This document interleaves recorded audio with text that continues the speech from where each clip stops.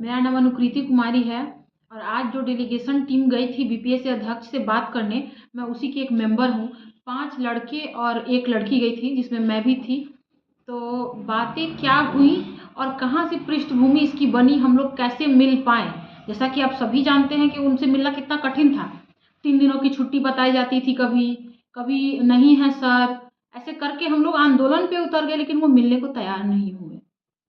तो किस तरीके से इसकी पृष्ठभूमि बनी, मैं कहना चाहती हूँ एक चीज़।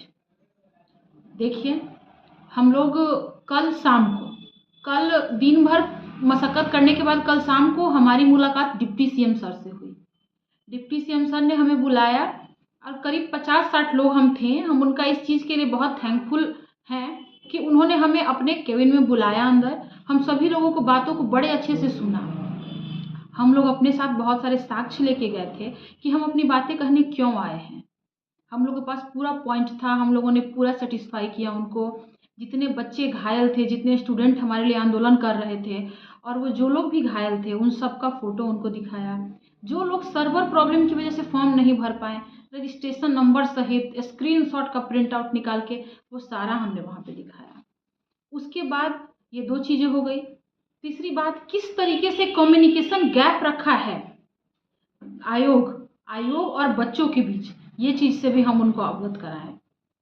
और उसके बाद किस तरीके से प्राइवेट कोचिंग संस्थान जो कि बीपीएससी और यूपीएससी के टीचर हैं ही नहीं, उनको बीपीएससी टीचर का हम बच्चों का प्रतिनिधि मान के उन टीचर्स को जो मीटिंग की और हमसे पूछते हैं कि नॉर्मलाइजेशन आया कहाँ से।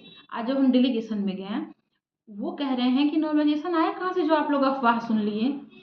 तो एक बात हमने उनको कहा, उन्होंने सुना तो हमारी सारी बातों को, लेकिन उन्होंने तवज्जो नहीं दिया उस बात को।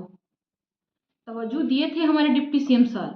हम उनको जिस तरीके से हम लोग सारी बात बताएं, वो बहुत पॉजिटिव वे में हम लोग को बोले कि आप जाइए, आपका बात हो जाएगा, आप जाइए, आपकी बातों में कहीं कोई कमी नहीं है, पूरा आश्वासन दिया गया उनकी तरफ से हमें। हम लोग बहुत खुश थे। ऐसा था कि कल और उन लोग उन्हीं ने, मतलब डिप्टी सीएम सर ने ही हम सभी लोगों का नाम मीटिंग फिक्स कराया हमारा बीपीएससी अध्यक्ष जी के साथ। अध्यक्ष जी थे, सचिव जी थे और उनके साथ और भी जो परीक्षा कंट्रोलर हैं वो सभी लोग थे हमारे साथ डेलीगेशन में। तो हम सभी लोग बात कर रहे थे वहाँ पे। तो इस बात से हम संतुष्ट हैं कि हमारे बातों को, हमारी भावनाओं को सीएम सर समझे हैं, डिप्टी सीएम सर समझे और वहाँ से हमको आगे प्रेसित किए। लेकिन जिस बॉडी के पास उन्होंने हमें भेजा, बीपीएससी आयोग के पास उन्होंने हमें भेजा, आयोग बिल्कुल इस बात को माने, एकदम असंवेदनशील। जितने साक्ष्य हमने बीपीएससी को दिया, एक भी उनका पॉइंट नहीं था जहाँ हमने साक्ष्य नहीं दिया हो। और आप लोग जैसा कि जानते हैं कि 10 से 11 के बीच में ट्विटर कैंपेनिंग हमारा था। 2.25 लाख उस समय थे, अब बाद में हमने देखा तो 3.5 लाख से ज़्यादा था। वो नंबर 1 ट्रेंडिंग कर रहा था कि बीपीएससी जवाब दो, एग्ज़ाम डेट बढ़ाओ, फॉर्म रीओपन करो। लेकिन ये हम लोग उनको दिखा रहे हैं, मीटिंग के दौरान हम लोग दिखा रहे हैं कि सर देखिए, हम लोग 80,000 का बात लेकर नहीं आए हैं, हम यहाँ उन 5 लाख का लोग का बात लेके आए हैं जिनका दिमाग खराब हुआ है ये कम्युनिकेशन गैप से, जो पढ़ नहीं पाए हैं इस कम्युनिकेशन गैप से। और हमारे लिए जो चोटिल हुए हैं, ये क्या छुपा हुआ है किसी से? नहीं छुपा हुआ है। आज उन्हीं के मदद के लिए इतने सारे मीडिया चैनल घूम रहे हैं कि इसका तबीयत खराब है, उसका तबीयत खराब है, क्या क्या किसको किसको कितना चोट लगा है, इस सभी का फोटो, सभी का साक्ष्य हम लेके गए बीपीएससी के पास।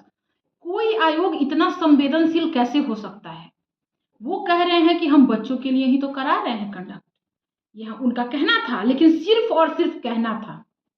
जब वही बच्चों का साक्ष्य हम आपको दे के आए हैं, जब उन्हीं बच्चों की पीड़ा आपको हम बताए हैं, 3 लाख प्लस 80,000 और वो जो 150-200 बच्चे जो घायल हुए हैं वो, और बाकी जो बचे वो सब मानसिक रूप से प्रताड़ित हैं वो, अगर हम उनका साक्ष्य आपको देकर आए, जिस बात से पूरा का पूरा डिप्टी सीएम ऑफिस जो है वो पूरा का पूरा सेटिस्फाई था कि नहीं, आपकी बातें जायज़ है, हम आपके साथ हैं, आप जाइए।